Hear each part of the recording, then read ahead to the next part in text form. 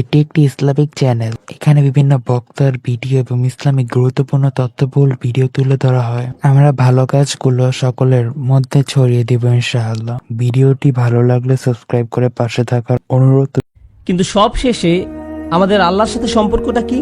আমি আগেও বলেছি, আমাদের তার সাথে প্রাথমিক সম্পর্ক কি? তিনি আমাদের মালিক আর আমরা তার দাস, এটাই সম্পর্ক। আল্লাহর ব্যাপারে এই প্রাথমিক বিষয় যে বুঝতে পারবে, সে অবশ্যই একটা ফলাফল উপলব্ধি করবে, তা হচ্ছে ইয়াকা না'বুদু। এটাই হচ্ছে পরিশেষ, ইয়াকা না'বুদু। শুধু তোমার কাছেই আমরা দাসত্ব স্বীকার করি, ইচ্ছাকৃত দাসত্ব। এখন চলুন দাসত্ব নিয়ে কথা বলি। দাসত্ব কি ইচ্ছাকৃত হয় নাকি জোর দিয়ে করতে হয়? দাসত্ব কি ইচ্ছাকৃত হয় নাকি অনিচ্ছাকৃত? অনিচ্ছাকৃত। কেউ বলবে না আমি অন্যরকম একটা চাকরি খুঁজছি, আমি আমার পায়ে শিকল বাঁধা পছন্দ করি। ওকে, কেউ দাসত্বের চাকরির জন্য অ্যাপ্লাই করে না, ঠিক না? দাসত্ব কখনো ইচ্ছাকৃত ভাবে করা হয় না। আমরা সেই হাস্যকর উদাহরণ দেখতে পারি, আপনি এসে বললেন এই যে আমি আপনার দাস, আমি বললাম চলো কিছু করি। এটা ইচ্ছাকৃত, কিন্তু এটা সাধারণত হয় না। আল্লাহর থেকে বেশি শক্তিশালী কোনো মালিক হতে পারে না। এবং অন্য মালিকদের আরেকটা বিষয় এরকম, সাধারণত দাসরা মালিকদের ভালোবাসে নাকি ঘৃণা করে? ঘৃণা করে। এবং একবার যদি তারা সুযোগ পায় তাহলে কি করে? মুক্ত হতে চায়। এবং যদি তারা মালিকের প্রশংসাও করে তাহলে সেটা কি সত্যি নাকি মিথ্যা প্রশংসা? মিথ্যা প্রশংসা। কিন্তু এই সূরা শুরু হয়েছিল আলহামদুলিল্লাহ দিয়ে। এটা সত্যিকারের আসল প্রশংসা এই মালিকের। এটা কিভাবে সম্ভব? এর কারণ হচ্ছে এই যে এই মালিক আপনাকে দাসত্ব করার জন্য জোর করেন না, আপনাকে এই উপলব্ধি নিজ থেকে করতে হবে। তাই তিনি এটা বলেননি যে উ'বুদুল্লাহ, আল্লাহর দাস হও, বরং আমরা বলি ইয়াকা না'বুদু, আমরা তোমার কাছে নিজেদের দাসত্ব বিসর্জন করলাম। আমরা তৈরি, আমরা নিজ থেকে এটা বেছে নিয়েছি, আমরা ইচ্ছাকৃতভাবে দাসত্ব স্বীকার করছি। চমৎকার ব্যাপার। এই যে ইসলাম ধর্ম আপনাকে ফাতিহাতেই বলে দিচ্ছে তোমাকে এটা বেছে নিতে হবে, তোমাকে এটা বেছে নিতে হবে। কেউ তোমাকে মুসলিম হতে জোর করতে পারবে না, তোমাকে নিজ থেকে আল্লাহর কাছে আসতে হবে। আর কেন আপনার আল্লাহর কাছে আসা উচিত? আপনার আল্লাহর কাছে আসা উচিত সূরা ফাতিহার প্রথম 3 আয়াতের জন্য। এটাই আপনার জন্য যথেষ্ট। যদি সত্যি আপনি জানতেন আলহামদুলিল্লাহর মানে কি, রব্বিল আলামিনের মানে কি যদি আপনি বুঝে থাকেন, আর রহমানির রহিমের মানে কি আপনি যদি বুঝে থাকেন, আর মালিক ইয়াউমিদ্দিনের মানে কি আপনি যদি এগুলো বুঝে থাকেন, এগুলোর প্রত্যেকটা এককভাবেই যথেষ্ট। কারণ সব মিলে এটা বলার জন্য যথেষ্ট, ইয়া আল্লাহ আমি তোমার দাস। আমি নিজের ইচ্ছায় কাজ করতে চাই না, আমি সেটাই করতে চাই যেটা তুমি চাও আমি করি। কারণ যা তুমি চাও তা আমার চাওয়ার থেকে অনেক গুণ উত্তম। কারণ তুমি আমার রক্ষক, তুমি আমাকে ভালোবাসো আমার কল্পনার থেকেও বেশি, এবং তোমার ভালোবাসা আমি সর্বদা পাই। আল্লাহ তার দাসত্বের আগে তার ভালোবাসার ব্যাপারে বলেছেন, তাই না?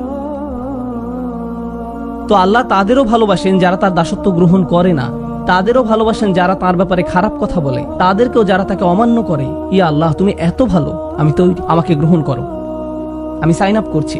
ইয়াকা না'বুদু, এটাই হচ্ছে সেই কথা যা আমি আর আপনি বলি যখন এভাবে দাঁড়াই। হয়তো আপনাদের মধ্যে কেউ একটা মুভি দেখছে, খারাপ মুভি, তারপর আপনি একটু বিরতি দিলেন, তারপর নামাজ পড়লেন। ইয়া আল্লাহ আমি শুধু তোমারই দাস, আমি কখনো তোমার কথা অমান্য করি না, আমি এই উপলব্ধি নিজ থেকে পেয়েছি, আমাকে পথ দেখাও। তারপর আপনি সালাম ফিরালেন, তারপর আবার মুভি প্লে করলেন। এর কোনো মানে হয়?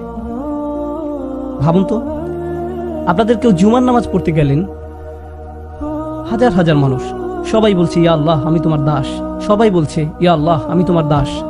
আমি এই উপলব্ধি নিজ থেকে পেয়েছি, আমি এটা বুঝি যে আমি যদি নিজের ইচ্ছায় কাজ করি আমি নিজেই ক্ষতিগ্রস্ত হব, তাই আমাকে পথ দেখাও। তারপর জুমার নামাজ শেষে আপনি খারাপ কাজ করলেন। এটার কি কোনো অর্থ হয়? তার মানে হচ্ছে আমরা জিহ্বা দিয়ে এমন কিছু বলছি কিন্তু তা আমাদের অন্তরে পৌঁছায়নি, আর আমরা আসলে সে সম্পর্কে চিন্তাও করিনি। আসলে আমরা কি বলছি তা নিয়ে সচেতন থাকি না। যখন আমরা বলি ইয়াকা না'বুদু, আমরা আল্লাহর সাথে একটা সন্ধি করছি, আমরা আল্লাহর কাছে নিজেদের সম্পর্কে কিছু বলছি, আমরা আল্লাহর কাছে একটা দাবি করছি। কিভাবে আপনি আপনার মাকে বলেন যে আপনি তাকে ভালোবাসেন? আপনি যখন বাসায় আসেন, তিনি আপনাকে বলেন জুতা খোলো, আপনি সেগুলো খোলেন না। তিনি আপনাকে বলেন ডিনার টেবিলে বসে খাও, আপনি সোফায় বসে খান। তিনি বলেন তোমার বন্ধুদের নিয়ে এসো না, আপনি আপনার বন্ধুদের নিয়ে আসেন। তিনি বলেন উচ্চস্বরে শব্দ করো না, আপনি শব্দ আরো বাড়িয়ে দেন। আর তারপর আপনি তাকে বলেন মা আমি আপনাকে ভালোবাসি। এটা কি একটা তামাশা নয়? তিনি কি কষ্ট পান না যখন তাকে বলেন যে আপনি তাকে ভালোবাসেন? এটা কি আপনার মায়ের জন্য অপমানকর নয়? আমরা কি আল্লাহকে অপমান করছি না? তিনি আমাদের যা যা করতে নিষেধ করেছেন আমরা তা সবই করছি, তারপর আমরা বলি ইয়া আল্লাহ আমরা আপনার দাস, আমরা পরিপূর্ণ দাস। সুবহানাল্লাহ। ওয়া ইয়্যাকা নাস্তাঈন। আর শুধু আপনার সাহায্যই আমরা চাই। কোরআনের সবচেয়ে সুন্দর আয়াতগুলোর মধ্যে একটা, ইয়্যাকা নাস্তাঈন। সহজ অনুবাদ, কেবল এবং একমাত্র আপনারই সাহায্য যা আমরা খুঁজে বেড়াচ্ছি, কেবল এবং একমাত্র আপনারই সাহায্য আমরা চাইছি। কিন্তু এটা কি বোঝায়? হে আল্লাহ, যখন আমরা সিদ্ধান্ত নেই যে আমরা আল্লাহর দাস হতে যাচ্ছি, আমাদের বুঝতে হবে এটা কোনো সহজ জিনিস না, এটা আল্লাহর সাথে অনেক বড় একটা অঙ্গীকার, এটা কোনো ছোট জিনিস না।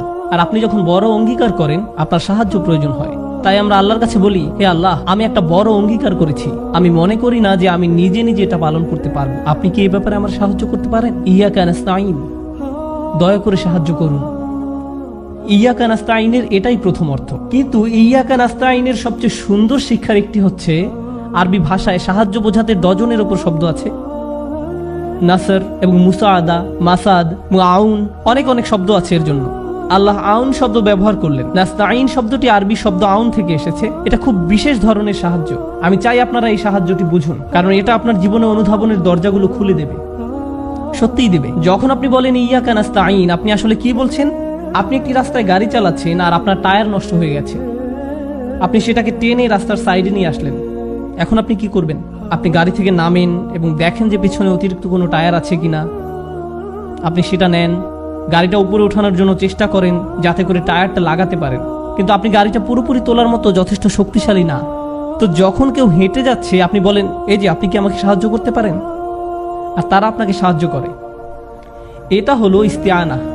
অন্যভাবে বলা যায় ইস্তেআনা হচ্ছে যখন আপনি ইতোমধ্যে চেষ্টা করেছেন, আপনি শেষ করতে পারেননি, তখন আপনি অন্য কারো সাহায্য চান। এটা হলো ইস্তেআনা। ইস্তেআনা এটা নয় যে আপনার গাড়ির টায়ার নষ্ট হয়ে গেছে আর আপনি গাড়িতে বসে আছেন, কেউ পাশ দিয়ে যাচ্ছে, আপনি তখন বললেন হেই আমার গাড়ির টায়ার নষ্ট হয়ে গেছে, আপনি কি সাহায্য করতে পারেন? তিনি বললেন হ্যাঁ ঠিক আছে। তারপর আপনি বললেন এখানে ট্রাঙ্ক খোলার একটা বাটন আছে, বাটন চেপে ট্রাঙ্ক খুলে আপনি কাজ করতে থাকুন আর আমি এখানে বসে সংবাদ শুনছি। এটা ইস্তেআনা নয়, এটা ইস্তেআনা না। কেন না? কারণ ইস্তেআনা দাবি করে প্রথমে আপনি আপনার নিজের জন্য কাজ করছেন, তারপর আপনি কাজ শেষ করতে না পারার কারণে অন্যের সাহায্যের প্রয়োজন হয়। বুঝা গেল? সুতরাং অলস মানুষেরা ইস্তেআনা চাইতে পারেন না। যারা কোনো কাজ করে না তারা এই ধরনের সাহায্য চাইতে পারে না। নাস্তাঈন বলার মাধ্যমে আপনি প্রকৃতপক্ষে আল্লাহকে বলছেন ইয়া আল্লাহ আমি চেষ্টা করেছি, আমি আপনাকে বলছি যে আমি চেষ্টা করেছি, আমি চেষ্টা করেই যাচ্ছি, আপনি দেখতে পাচ্ছেন, আর এখন আপনার সাহায্য প্রয়োজন। তো এই পৃথিবীর কেউ যে আল্লাহর দিকে ফিরে আসে আর বলে কিভাবে সম্ভব যে আপনি আমাকে সাহায্য করেন না? আর মানুষ তা করে। লোকে জিজ্ঞেস করে কিভাবে আল্লাহ আমাকে সাহায্য না করে, আর এমনকি তারা নিজেরাও চেষ্টা করে না, তারা নিজেরা কোনো উদ্যোগ নেয় না, কিন্তু তারা আল্লাহকে দোষারোপ করে যে তাকে সাহায্য কেন করছে না। তারা কেবল তাদের নিজেদেরকেই দোষারোপ করতে পারে। এটাই আল্লাহর মূলনীতি। তিনি আপনাকে সাহায্য করবেন যখন আপনি নিজে উদ্যোগ নেওয়া শুরু করবেন। যদি আপনি নিজে নিজে উদ্যোগ না নেন, তিনি আপনাকে সাহায্য করবেন না। দুটো জিনিস আপনাকে এখানে বুঝতে হবে। আমি দুটো সম্পর্কেই বলবো। পৃথিবীতে এমন মানুষ আছে যারা কোনো উদ্যোগ নেয় না, আবার তারপর আল্লাহর কাছে সাহায্য আশা করে। এটা কখনোই আসবে না। সাহাবারা ফিরিস্তাগণ দ্বারা সাহায্য প্রাপ্ত হয়েছিলেন বদরের যুদ্ধে, আপনারা সেটা জানেন। সাহাবারা যুদ্ধে ফিরিস্তাগণ কর্তৃক সাহায্য প্রাপ্ত হয়েছিলেন, কিন্তু সাহাবাদেরকে যুদ্ধে যেতে হয়েছিল, শত্রুপক্ষকে মোকাবেলা করতে হয়েছিল, আর তারপর ফিরিস্তাগণ এসেছিলেন। ফিরিস্তাগণ আগে থেকেই সেখানে অপেক্ষারত ছিলেন না। আমরা এখানে 3টা থেকে আছি, তোমরা কোথায় ছিলে? এটা এভাবে ঘটে না। ইব্রাহিম আলাইহিসসালামকে আগুনে নিক্ষিপ্ত হতে হয়েছিল, তারপর এটা শীতল হয়েছিল। বুঝা গেল? আপনাকে প্রথম আপনার অংশটুকু করতে হবে, যতটুকু আপনি পারেন, তারপর আল্লাহ সাহায্য আসবে। এটা নিজে নিজে আসে না। আরেকটা দিক হলো, এমন কিছু মানুষ আছে যারা ভাবে তারা নিজেরাই সব করতে পারে, তাদের আল্লাহর সাহায্য চাওয়ার দরকার নেই। আমি আমার চাকরিটি পেয়েছি কারণ আমি খুবই বুদ্ধিদীপ্ত, আমার খুব সফল একটা ব্যবসা আছে কারণ আমি খুব ভালো কিছু সিদ্ধান্ত নিয়েছিলাম, আমার একটা ভালো ডিগ্রি আছে কারণ আমি খুব চটপটে। আর আমরা ভাবা শুরু করি আমরা এটা পেয়েছি কারণ আমরা এটার যোগ্য দাবিদার, অথবা আমরা নিজেরা এটা অর্জন করেছি। ফাতিহা আমাদেরকে শিক্ষা দিচ্ছে সাফল্য তা এই জীবনে হলেও দুটো জিনিস থেকে আসে, আপনি নিজে উদ্যোগ নেবেন, তারপর আপনি অন্যের সাহায্য চাইবেন। এবার বলছি নাস্তাইন সম্পর্কে শেষ বিষয়টি। যখন আপনি কারো কাছে সাহায্য চান, এটা সবসময় নির্দিষ্ট, এটা সবসময় নির্দিষ্ট। যদি আমি কোনো একটা পাহাড়ের গায়ে ঝুলে থাকি, হেল্প, আর কেউ হেঁটে যাচ্ছে আর আমাকে এক বোতল পানি দিল, আমি যে সাহায্য চেয়েছিলাম তা হলো আমাকে উপরে তুলুন, এটা নির্দিষ্ট। আমি আর অন্য কোনো ধরনের সাহায্য চাইছিলাম না, আমি এই ধরনের সাহায্য চেয়েছিলাম। আপনারা বুঝতে পারছেন? আপনার যখন কলমের কালি শেষ হয়ে যায় আর আপনি বলেন আপনি কি আমাকে সাহায্য করতে পারেন, তার মানে আপনি তাদের কলম চাইছেন। কিন্তু তারা যদি আপনাকে একটা বিস্কিট দেয়, সেটা সেই সাহায্য না যা আপনি খুঁজছেন। সাহায্য সবসময় নির্দিষ্ট। এটা কি পরিষ্কার? কারণ এটা সবসময় নির্দিষ্ট, আপনাকে বলতে হবে আপনি কোন সাহায্যটি চাইছেন। কিন্তু এই আয়াতে আমরা বলি ইয়াকা নাস্তাইন, ফিমা, কিসে? আমরা আপনার সাহায্য চাই, আমরা বলি, আমরা আল্লাহকে বলি ইয়া আল্লাহ, আমরা আপনার কাছে সাহায্য চাইছি। কিন্তু কিসে আমার সাহায্য চাইছো? তুমি কি তোমার স্বাস্থ্যের বিষয়ে আমার সাহায্য চাইছো? তোমার পারিবারিক জীবনে? তুমি কি তোমার পড়াশোনায় আমার সাহায্য চাইছো? তুমি কি তোমার ধর্ম বিষয়ে আমার সাহায্য চাইছো? তুমি কি চাইছো? কেউ যখন খুব মরিয়া থাকে তখন তারা কি বলবে সেটা বুঝতে পারে না, তারা এমনকি ব্যাখ্যাও করতে পারে না তাদের কিসে সাহায্য প্রয়োজন। তখন তারা শুধু বলে সাহায্য করুন। এটা আমরা ফাতিহাতে বলি, হে আল্লাহ সাহায্য করুন। কারণ আমাদের যা যা দরকার তার সংখ্যা অনেক, এমনকি আমরা তার তালিকাও তৈরি করতে পারি না। তাই আমরা শুধু বলি ইয়াকা নাস্তাইন। সুবহানাল্লাহ। ইয়াকা না'বুদু ওয়া ইয়াকা নাস্তাইনের উপর শাইখ আশ-শারাই রাহিমাহুল্লাহর একটা সুন্দর কথা আছে, আমার খুবই প্রিয়। তিনি বলেছিলেন, সুবহানাল্লাহ, তিনি বলেছিলেন কেন আল্লাহ ইয়াকা না'বুদু প্রথমে বলেছিলেন আর কেন তিনি ইয়াকা নাস্তাইন দ্বিতীয় বললেন? কি হতো যদি তিনি এটা উল্টো করে দিতেন? কেন আপনি এটা উল্টে দিতে পারেন না, ইয়াকা নাস্তাইনু ওয়া ইয়াকা না'বুদু? তিনি বলেন দুটো কারণ আছে কেন আপনাকে এই পৃথিবীতে রাখা হয়েছে, সাহায্য চাইতে নাকি ইবাদত করতে, আল্লাহর দাসত্ব করতে। তাই আমাদের উদ্দেশ্যটা প্রথমে উল্লেখ করে নেওয়া হলো, আর আমাদের এই উদ্দেশ্য সফল করতে হলে আমাদের কি প্রয়োজন তা বলা হয়েছে দ্বিতীয়ত। কিন্তু আরেকটা আছে যেটা আরো বেশি সুন্দর জিনিস, যখন আমরা নিজেদের আল্লাহর কৃতদাসে পরিণত করি, যখন আমরা আল্লাহর ইবাদত করি, এটা আল্লাহর জন্য। যখন আমরা সাহায্য চাই, এটা কার জন্য? আমাদের জন্য।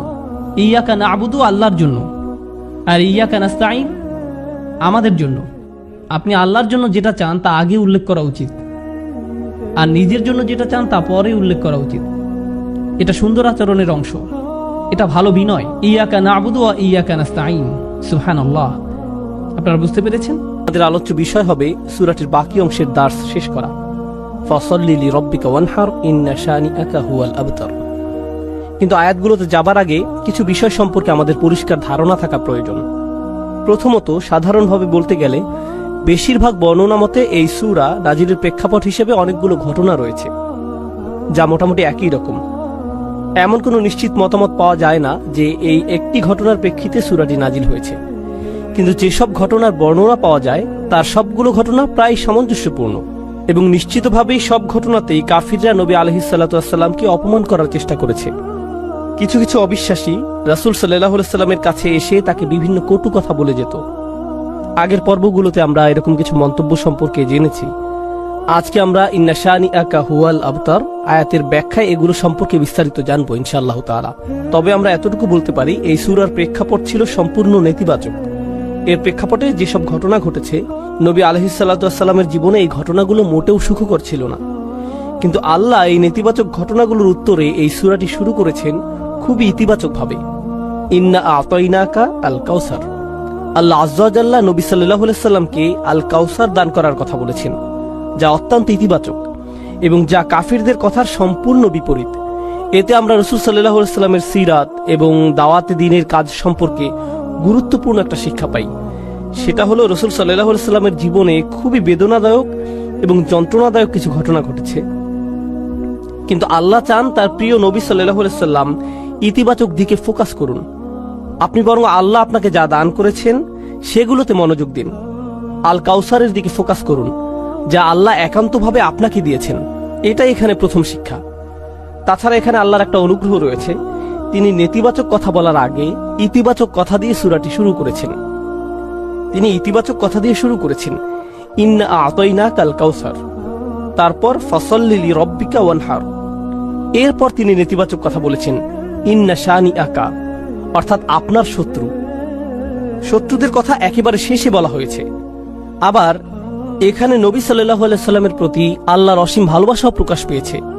যেমন নবী সাল্লাল্লাহু আলাইহি সাল্লামকে তারা যে কথাগুলো বলতো সেগুলো খুবই কষ্টদায়ক ছিল। তারা তার বিরুদ্ধে বিভিন্ন রকমের আপত্তিকর কথা বলতো।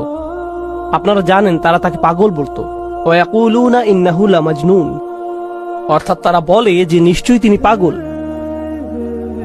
ইয়াকুলুনা সাহির, তারা বলতো তিনি একজন জাদুকর।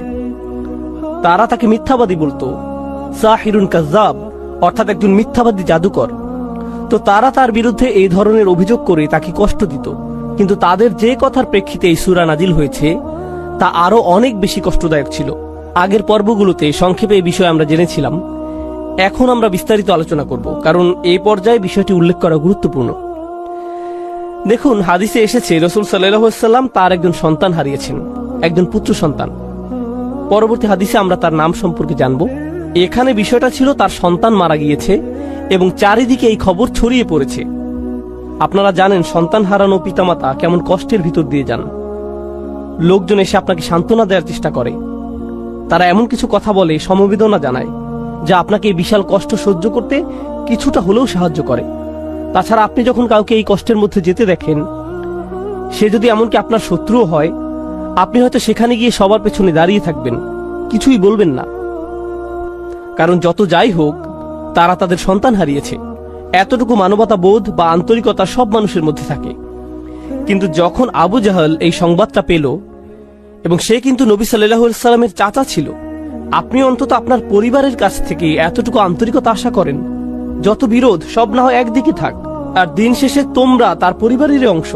কিন্তু না, তার মনে নবী সাল্লাল্লাহু আলাইহি সাল্লামের জন্য এত বেশি বিদ্বেষ ছিল যে সে চারদিকে দৌড়াতে দৌড়াতে উল্লাস করছিল, হাসতে হাসতে লোকজনকে বলছিল, বাতারা মুহাম্মাদুন, মুহাম্মাদের বংশ নিঃশেষ হয়ে গিয়েছে, তার নাম নেয়ার আর কেউ থাকবে না। অন্যভাবে বলতে গেলে আপনার ছেলে সন্তানের মাধ্যমেই আপনার বংশধারা অব্যাহত থাকে। যেহেতু তিনি তার পুত্র সন্তান হারিয়েছেন এবং তার শুধু কন্যা সন্তানেরই অবশিষ্ট আছে, তাই ভবিষ্যতে তার নাম নেয়ার মতো আর কেউ থাকবে না। তাহলে মুহাম্মদ আমাদের জন্য অস্থায়ী একটা সমস্যা, কারণ তার বংশধারা অব্যাহত রাখার মাধ্যম হিসেবে তার কোনো ছেলে সন্তান আর নেই। তাই অচিরেই এই পৃথিবী থেকে তার নাম নিশানা মুছে যাবে। দেখুন কেমন কষ্টের পরিস্থিতিতে তারা এই ধরনের চরম অপ্রীতিকর কথাগুলো বলছে। এই কথাগুলো এত বেশি যন্ত্রণাদায়ক ছিল যে আল্লাহ আযজা ওয়া জাল্লা তাদের কথা কোরআনে উদ্ধৃতিও করেননি। তিনি এভাবে বলেননি ইয়াকুলুনা হুয়া আবতার অথবা হুয়া আবতার। তিনি বলেননি যে তারা বলে তার বংশ নিঃশেষ হয়ে গেছে। তিনি নবী সাল্লাল্লাহু আলাইহি সাল্লামের সামনে তাদের সেই যন্ত্রণাদায়ক কথার উদ্ধৃত করে তাকে আঘাত দিতে চাননি। তিনি বিভিন্ন সূরায় তাদের বিভিন্ন কথা উদ্ধৃত করেছেন, যেমন তারা বলেছিল তিনি পাগল, তিনি একজন জাদুকর এবং তিনি একজন মিথ্যাবাদী। কিন্তু এই ক্ষেত্রে তিনি তাদের কথাগুলোকে উদ্ধৃত করেননি। তিনি সরাসরি তাকে সান্ত্বনা দিয়েছেন, ইন্না শানিআকা হুয়াল আবতার, আপনার শত্রুরাই নির্বংশ নিশ্চিহ্ন হবে। তাহলে আল্লাহ আযজা ওয়া জাল্লা এখানে কাফিরদের কথাটা হুবহু উদ্ধৃত করেননি। এটা নিঃসন্দেহে নবী সাল্লাল্লাহু আলাইহি সাল্লামের প্রতি আল্লাহর অসীম ভালোবাসার বহিঃপ্রকাশ। পরিশেষে আমরা এই সূরায় আরো একটা অসাধারণ শিক্ষা পাই। এখানে আল্লাহ কেবল নবী সাল্লাল্লাহু আলাইহি সাল্লামের মনোযোগ অন্যদিকে আকৃষ্ট করেননি। রাসূল সাল্লাল্লাহু আলাইহি সাল্লাম তার সন্তান হারিয়েছেন। যখন কেউ এভাবে সন্তান হারায়, তার কাছে আর কোনো কিছুই ভালো লাগে না।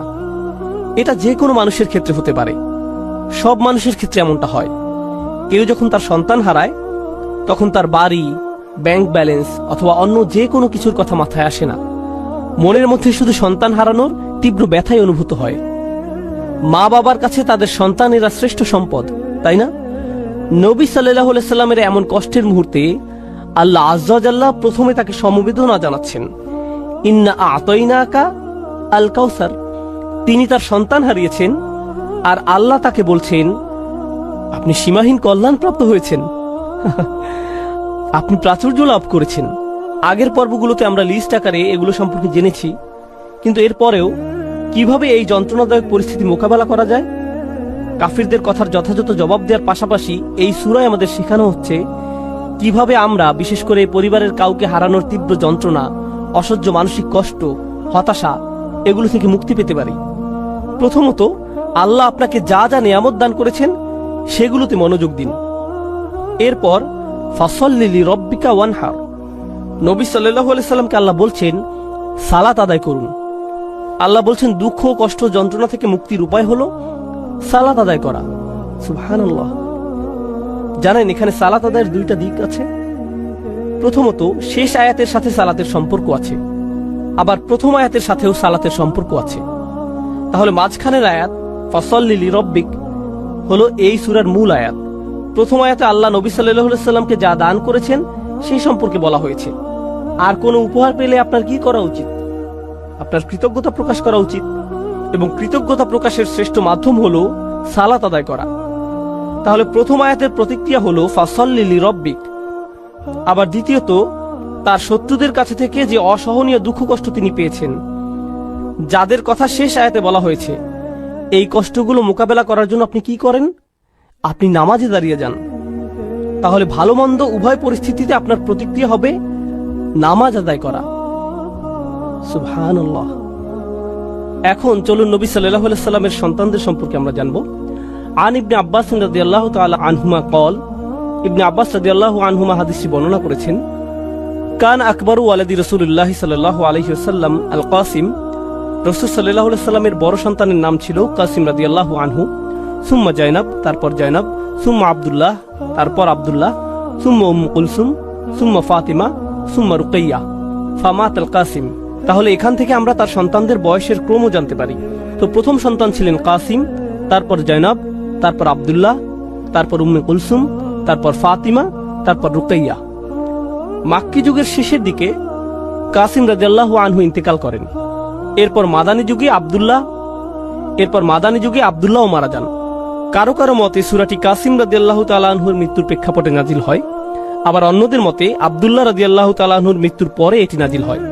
আবার অন্য একটি বর্ণনায় আমরা রাসূল সাল্লাল্লাহু আলাইহি সাল্লামের আরো একজন সন্তানের কথা জানতে পারি, ইব্রাহিম রাদিয়াল্লাহু আনহু। তাহলে তার কোন সন্তানের মৃত্যুর প্রেক্ষিতে সূরাটি নাজিল হয়েছে এই ব্যাপারে বিভিন্ন মতামত পাওয়া যায়। আবার আবু আইয়ুব রাদিয়াল্লাহু আনহু বর্ণনা করেছেন, লাম্মা মাতা ইব্রাহিম বিন রাসূলিল্লাহ সাল্লাল্লাহু আলাইহি সাল্লাম মাশাল মুশরিকুনা বা'দুহুম ইলা বা'দ ফাকালু, অর্থাৎ যখন রাসূল সাল্লাল্লাহু আলাইহি সাল্লামের ছেলে ইব্রাহিম রাদিয়াল্লাহু তাআলা আনহু ইন্তেকাল করলেন, মুশরিকরা একে অন্যের কাছে দৌড়ে দৌড়ে যেতে লাগলো এবং বলল, ইন্না হাযা সাবি ক্বাদ বাতারাল লাইল। সাবি মানে যার আর কোনো সন্তান হবে না, যার কোনো ছেলে সন্তান নেই, কোনো পরবর্তী বংশধর নেই, আজ রাতে তার বংশধারা নিঃশেষ হয়ে গেছে। এটা বলে তারা উৎসব করতে লাগলো। ইব্রাহিম রাদিয়াল্লাহু তাআলা আনহুর মৃত্যুর বর্ণনাই অধিক জোরালো। তো এবার আসুন ফাসল্লি লিরব্বিক, এই আয়াতটি শুরু হয়েছে ফা অক্ষর দিয়ে। ফা সল্লি লিরব্বিক। এখানে ফা সম্পর্কে ইমাম আল আলুসি বলছেন, আল ফা ফি কওলিহি তাআলা, তিনি বলছেন আল্লাহ যখন আয়াতে ফা অক্ষরটি উল্লেখ করেছেন, লিতারতিবি মা বাদাহা আলা মা ক্বাবলাহা, এই ফা অক্ষরটি এর পূর্ববর্তী বাক্যাংশের উপর গুরুত্বারোপ করে এবং এটি ফা এর পূর্ববর্তী কথার সাথে এর পরের কথাকে সম্পৃক্ত করে। ফাইন্না ইতাআ তাআলা ইয়াহু আলাইহিস সালাতু ওয়াস সালাম মা যুকিরা মিনাল আয়াতিল্লাতী লাম ইউতিহা আহাদাম মিনাল আলামিন, অর্থাৎ যেহেতু প্রথম আয়াতে বলা হয়েছে নবী সাল্লাল্লাহু আলাইহি সাল্লামকে আল্লাহ প্রাচুর্য দান করেছেন, আর তিনি তাকে যা কিছু দান করেছেন সবই অসাধারণ এবং অতুলনীয়। তাছাড়া এগুলো এমন কিছু ছিল যা তিনি এই পৃথিবীর আর কাউকে দেননি। মুস্তাওজাবুন লিল মা'মুরি বিহি আই ইস্তিজাব। এজন্য এটা রাসূল সাল্লাল্লাহু আলাইহি সাল্লামের জন্য গুরুত্বপূর্ণ ছিল যে তিনি এই সীমাহীন কল্যাণ লাভের জবাবে কৃতজ্ঞতা প্রকাশ করবেন। এই অসীম নিয়ামতের জন্য সারা দিয়ে কৃতজ্ঞতা প্রকাশ করা খুবই জরুরি। আইফা দুম আলা সালাতি লিরব্বিক, অর্থাৎ রাসূল সাল্লাল্লাহু আলাইহি সাল্লামকে বলা হচ্ছে যেহেতু আপনার প্রতি অসীম অনুগ্রহ করা হয়েছে তাই আপনি নামাজে অবিচল থাকুন। দুম আলা সালাত, আল্লাহর জন্য আপনি সালাতে অবিচল থাকুন। এগুলো ইমাম আল আলুসির মন্তব্য। আপনাদের আবার একটু মনে করিয়ে দিতে চাই, এর আগের সূরা থেকে আমরা জেনেছি তারা যখন নামাজ পড়তো তারা উদাসীন থাকত, নামাজের প্রতি তারা যত্নবান ছিল না। তাছাড়া যখনই তারা নামাজ পড়তো লোক দেখানোর জন্য নামাজ পড়তো। আর এই সূরায় ঠিক এর বিপরীত বলা হচ্ছে, তোমরা কেবল তোমাদের রবের জন্য সালাত আদায় করো। ফাসল্লি লিরব্বিক, তিনি শুধু ফাসল্লি বলেননি, যদিও এর মাধ্যমে আদেশটি পরিপূর্ণ বোঝা যাচ্ছে। যেমন তিনি অন্য আয়াতে বলছেন আকিমিস সালাত, শুধু আকিমিস সালাত, কিন্তু এখানে বলছেন ফাসল্লি লিরব্বিক, আপনার রবের জন্য সালাত আদায় করুন, আপনার রবের জন্য। এর মাধ্যমে নামাজ আদায়ের উদ্দেশ্য স্পষ্ট করে বলা হচ্ছে। এখন সল্লি ফা ইন্না সালাতা জামিআতু লিজামিহি আকসামুশ শুকুর, এটা খুবই গুরুত্বপূর্ণ। আল্লাহ সালাতের কথা বলেছেন, শুকরের কথা বলেননি। তিনি বলেননি ওয়াশুকর রাব্বাক, তোমার রবের কৃতজ্ঞতা প্রকাশ করো, তাই না? যখন কোনো অনুগ্রহ করা হয় তখন এর জন্য কৃতজ্ঞতা প্রকাশ করা উচিত। তাহলে আমরা বুঝতে পারলাম সালাত হলো জামিআতু লিজামিহি আকসামুশ শুকুর, অর্থাৎ আল্লাহর প্রতি কৃতজ্ঞতা প্রকাশের পরিপূর্ণ, সর্বোৎকৃষ্ট এবং সর্বশ্রেষ্ঠ উপায় হলো আল্লাহর জন্য সালাত আদায় করা। এজন্যই আমরা রাসূল সাল্লাল্লাহু আলাইহি সাল্লামের জীবনে দেখেছি, যখন ভালো কিছু ঘটতো বা কোনো ভালো খবর আসতো, তিনি কি করতেন? তিনি সাথে সাথে 2 রাকাত নামাজ পড়তেন। এভাবেই তিনি আল্লাহর কৃতজ্ঞতা প্রকাশ করতেন। এবং এটা আমরা আমাদের নিজেদের জীবনেও প্রয়োগ করতে পারি। যখন কোনো ভালো কিছু আমাদের জীবনে আসে, আমরা কোনো সুসংবাদ পাই, সাথে সাথে আমাদের উচিত সর্বোৎকৃষ্ট উপায়ে তার কৃতজ্ঞতা প্রকাশ করা, আল্লাহর জন্য সালাত আদায় করা। এই আলোচনাটি হলো ৬২তম সূরা, সূরা জুমার প্রথম অংশ নিয়ে। আমার অধ্যয়নের সময় যখন আমি এই কয়েকটি আয়াত অধ্যয়ন করেছি, এগুলো আমাকে বিশেষভাবে প্রভাবিত করেছিল। কারণ আমার মনে হয়েছিল যেন এই আয়াতগুলো কোরআনের পথে এবং ইসলামের পথে আমার নিজের যাত্রারই সারসংক্ষেপ। আমি যেভাবে নিজের ভিতর পরিবর্তন অনুভব করেছি আর যেভাবে আমার জীবনের বাহ্যিক দিকের পরিবর্তন এসেছে, সেটা ছিল একটা প্রক্রিয়ার অংশ। আর পরিবর্তনের সেই প্রক্রিয়াটি আসলে খুব চমৎকারভাবে বর্ণিত হয়েছে সূরা জুমার এই শুরুর আয়াতগুলোতে। আর আপনাদের সাথে এটা শেয়ার করাই আজকে আমার উদ্দেশ্য। আমি শুধুমাত্র লেকচার দিয়ে যেতে আগ্রহী নই। তো এখন আমি আপনাদের সাথে আলোচনা কয়েকটি বিষয় নিয়ে শুরু করব।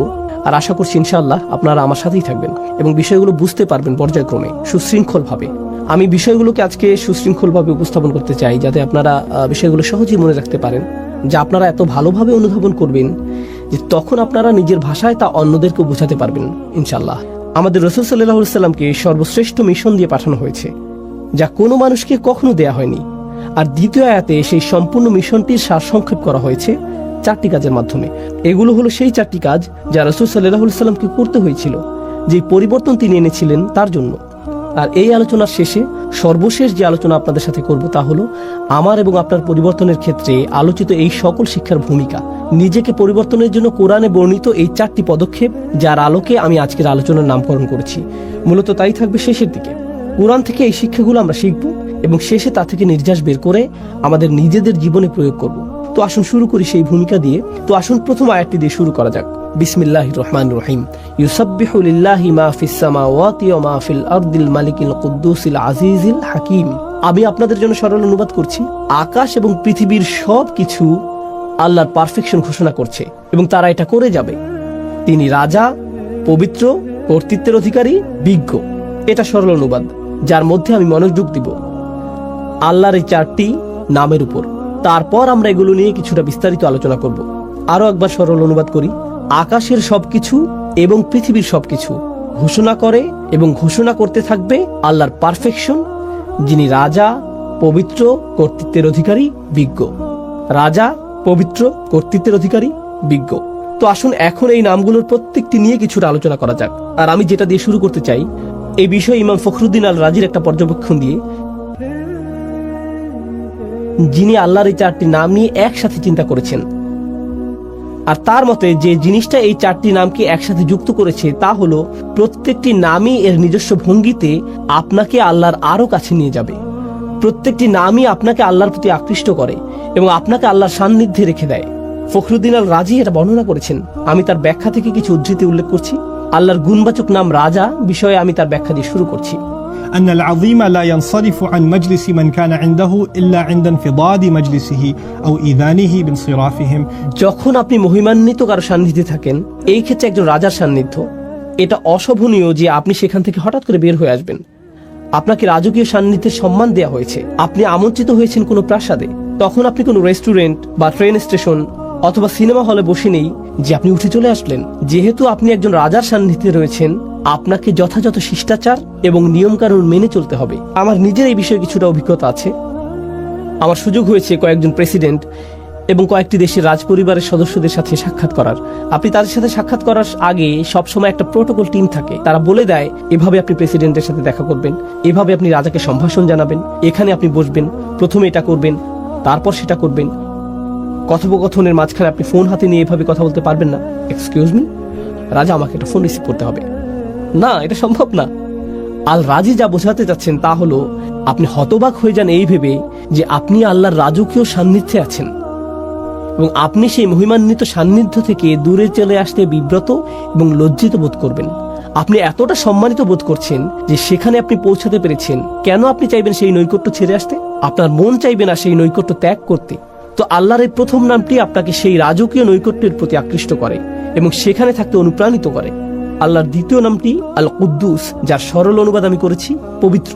আল রাজি এ বিষয়ে বলছেন المنزه عن النقص وهو يرغب في حضرته. এটা বোঝায় এমন ব্যক্তিকে যিনি সকল ত্রুটি থেকে মুক্ত। আর যেহেতু সেই ব্যক্তি ত্রুটি থেকে মুক্ত, সে হয় পরিশুদ্ধ, খাঁটি চরিত্রের অধিকারী।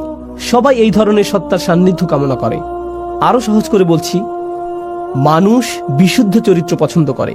আমরা এ ধরনের মানুষ ভালোবাসি যারা তাদের কথায়, তাদের আচরণে, তাদের ব্যবহারে পরিশুদ্ধ, তাদের উদারতা পরিশুদ্ধ, তাদের পরামর্শ পরিশুদ্ধ, তাদের একনিষ্ঠতা পরিশুদ্ধ।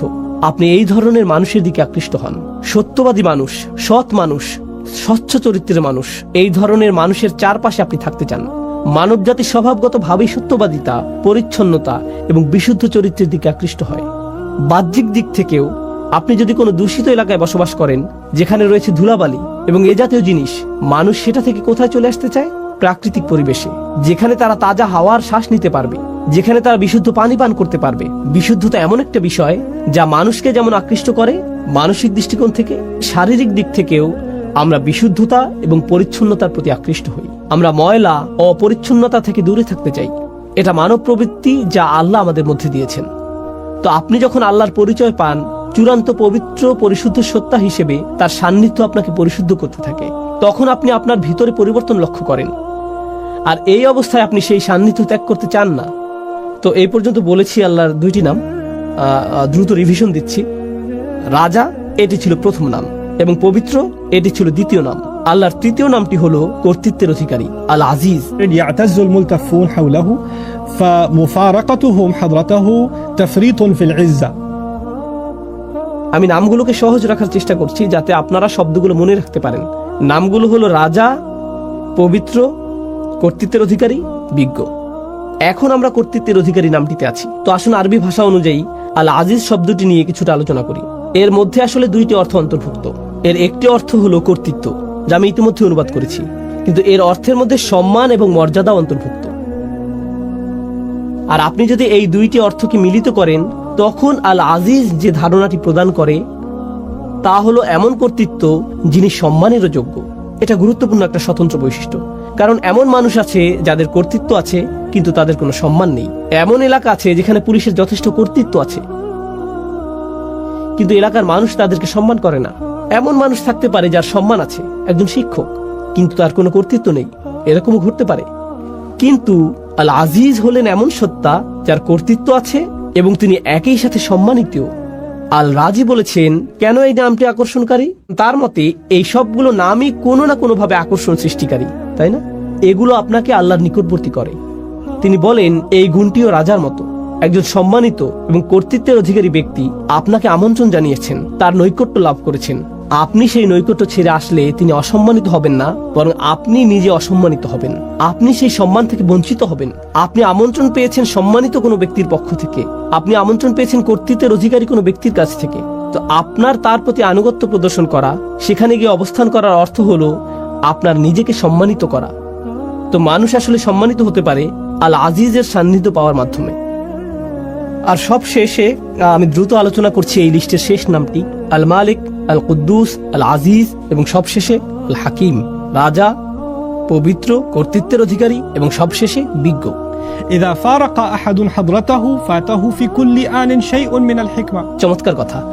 যখন আপনি কোনো বিজ্ঞ ব্যক্তির সান্নিধ্যে থাকেন, তার কাছ থেকে বিজ্ঞতা অর্জন করতে যে কয়টি মুহূর্ত আপনি মিস করেন তাই আপনার জন্য ক্ষতি। প্রতিটা মুহূর্তকে আপনি কাজে লাগাতে চান। আমার এই ধরনের অভিজ্ঞতা আছে, যা হয়তো আপনারও আছে। খুব কম সংখ্যক মানুষই আছে যারা প্রকৃত বিজ্ঞতার উৎস। আর আপনার নিকটে যদি তেমন বিজ্ঞ ব্যক্তি থাকে, আপনি নিশ্চয়ই জানেন যে সবাই সেই ব্যক্তির সান্নিধ্য পেতে চায়। তেমন ব্যক্তির নিরবিচ্ছিন্ন মনোযোগ পাওয়া সহজ নয়। আর যদি আপনি তা পান, আপনি চেষ্টা করেন প্রতিটা মুহূর্তকে কাজে লাগাতে, যাতে তার কাছ থেকে পাওয়া সবটুকু বিজ্ঞতাকে ধারণ করতে পারেন। পৃথিবীর বিভিন্ন প্রান্তে কিছু কিছু শিক্ষক আছেন যাদেরকে আমি অনুসরণ করি।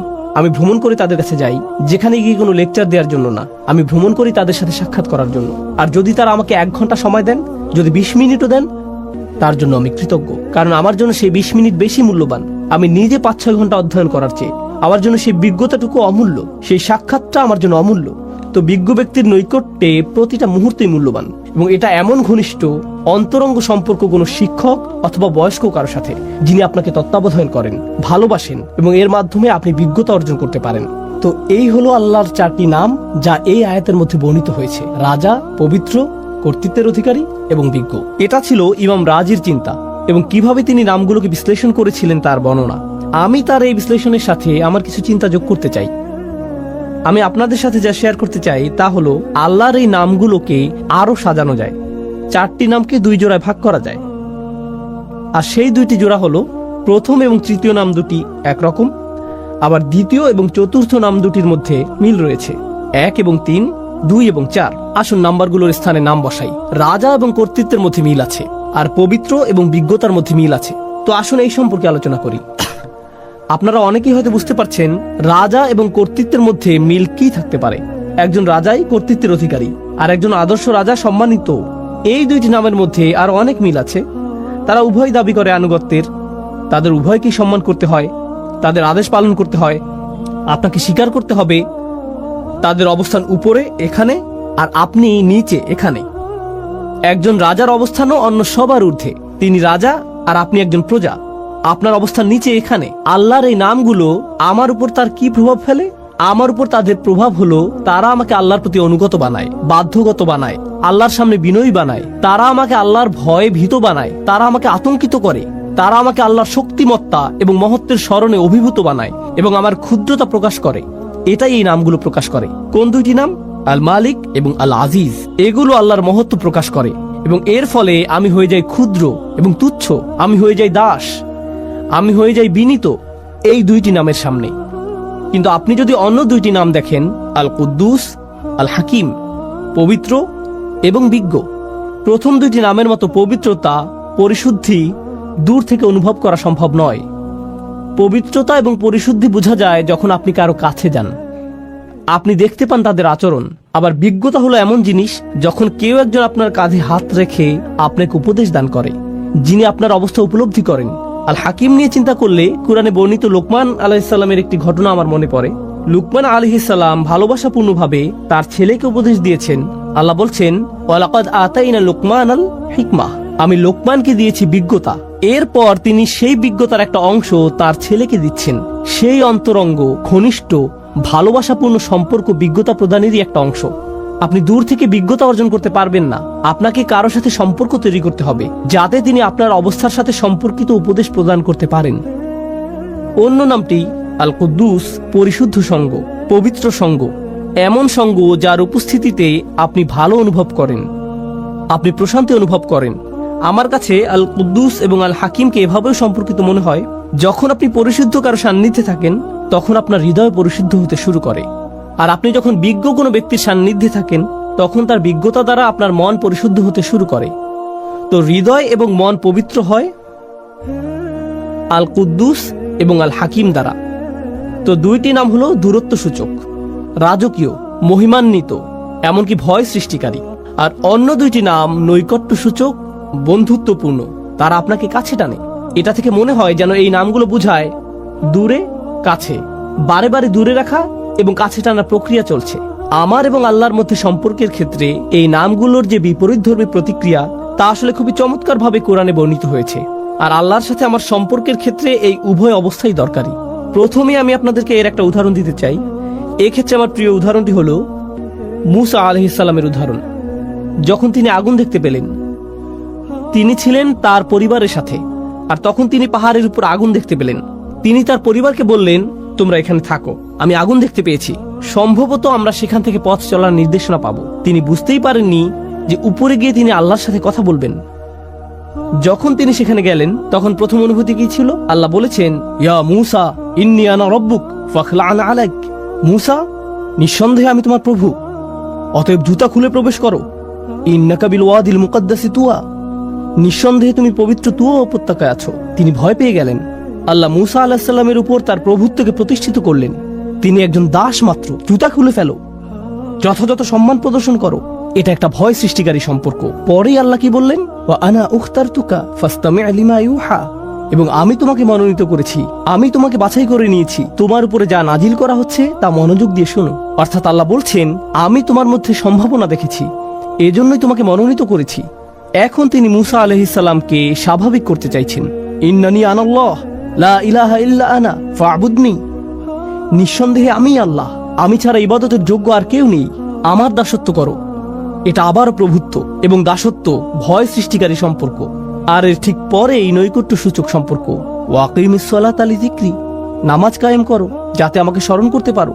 আল্লাহর স্মরণ অবশ্যই হৃদয়ের সাথে সম্পর্কিত এবং আল্লাহর সাথে নৈকট্য প্রকাশকারী বিষয়।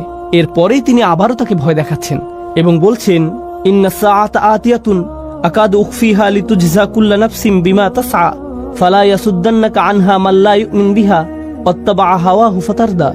কিয়ামত নিকটবর্তী, আমি এটাকে প্রায় সম্পূর্ণ গোপন রেখেছি যাতে প্রত্যেক ব্যক্তি তার প্রচেষ্টা অনুযায়ী প্রতিদান